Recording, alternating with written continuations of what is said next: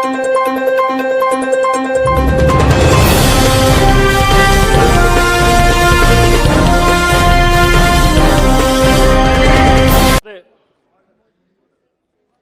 हुकूमत आप चलाने की बात कर रहे हैं। मैं आपको सरकार के कुछ ऐसे गुणों के बारे में बताना चाहता हूं जिसके बारे में शायद आपको भी पता नहीं होगा।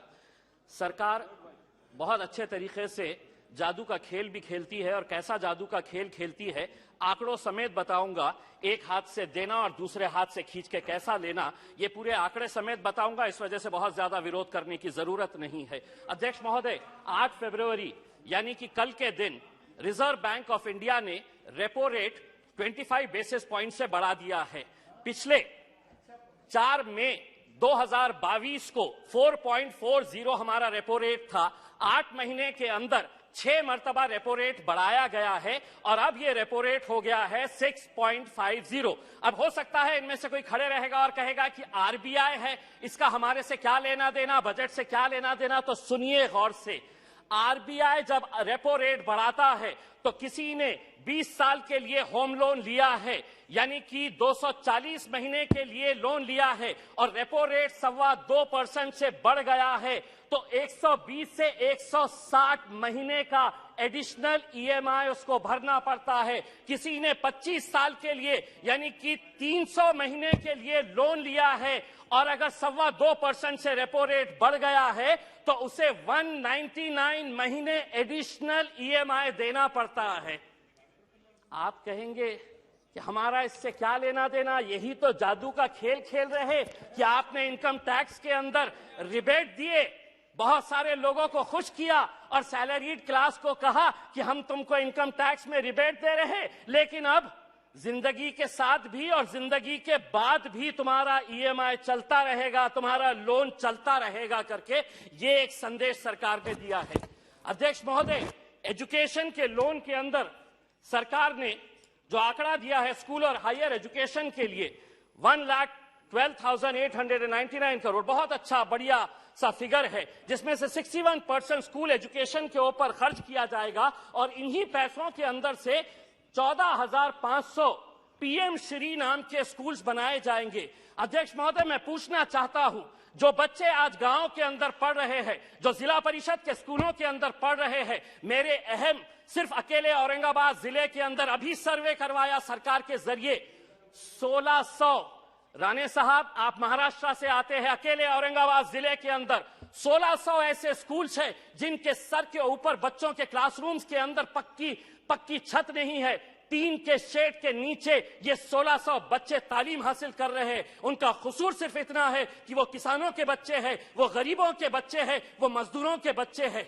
आप बनाइए नए स्कूल्स, लेकिन आपके पास 1 साल बचा हुआ है, यह अहद करिएगा, प्रधानमंत्री जी को कहिएगा कि पीएम श्री नहीं, उन पूरे स्कूल को हम पीएम महाश्री नाम देंगे। अगर 1 साल के अंदर ये 1600 औरंगाबाद जिले के स्कूल्स को अगर आप बदलते हैं तो हम भी कहेंगे। अगर 1 साल के बाद अगर ये कर पाते हैं तो इम्तियाज जलील यहां पर खड़े रहकर कहेगा, वाह मोदी जी वाह।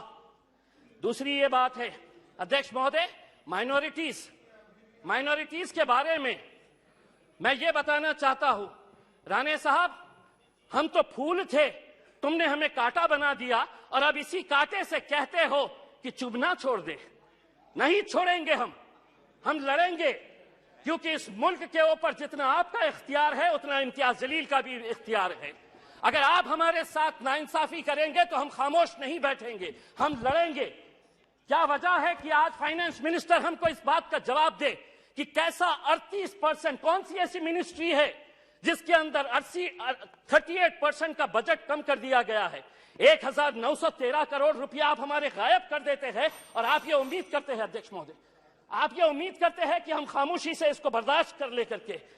मैं आपको बताता हूं कि नीति आयोग की पॉलिसी डॉक्यूमेंट है, the action agenda and the strategy document ने क्या कहा है, Muslims and other religious minorities in India have been lagging in several development indicators including educational attainment, gender equality and workforce participation, इसके बावजूद भी आप 38% हमारा बजट कम कर देते हैं। 2022-23 के अंदर आपका टोटल बजट जो था उसके अंदर माइनॉरिटीज के हिस्से में कितना आया, तो 0.12%। इस बार जो बजट आपने दिए हैं वो कितना हुआ है, बी अगर देखा जाए तो 0.07%। अध्यक्ष महोदय 2 मिनट। तो ये टोटल एलोकेशन, अध्यक्ष महोदय, ये कितनी गंभीर बात है कि देश आगे बढ़ेगा, लेकिन माइनॉरिटीज के लिए जो बजट दिया गया है 2012 और 13 के अंदर जो बजट था वो बजट इस बार दिया गया, यानी कि देश आगे बढ़ेगा और माइनॉरिटीज पीछे रह गए। ये कब तक चलेगा?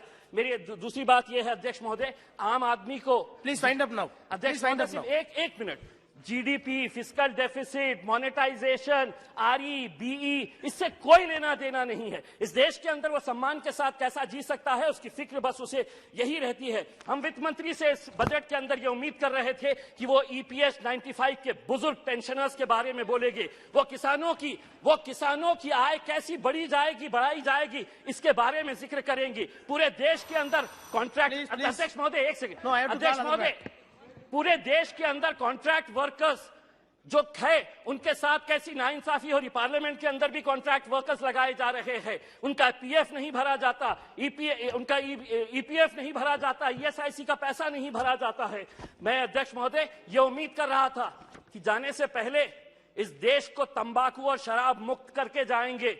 हम सराय होते आपको इसी बात के लिए अध्यक्ष महोदय। और हाँ, मैं जाते जाते सिर्फ इतना कहना चाहूंगा, मैं नाम लूंगा, मैं अडानी का नाम इसलिए लूंगा कि एलआईसी में मेरा भी पैसा है, एसबीआई का मैं भी कस्टमर हूं। प्रधानमंत्री हर एक के बारे में बात करेंगे, 140 करोड़ जनता मेरे पीछे कैसा है ये बताएंगे, लेकिन अडानी का नाम नहीं लेंगे। कहीं ऐसा ना हो जाए कि उस एक शख्स के चक्कर में 140 करोड़ जनता तुम्हारी हाथ से निकल जाए और आप लोग बस सड़क के ऊपर तालियां।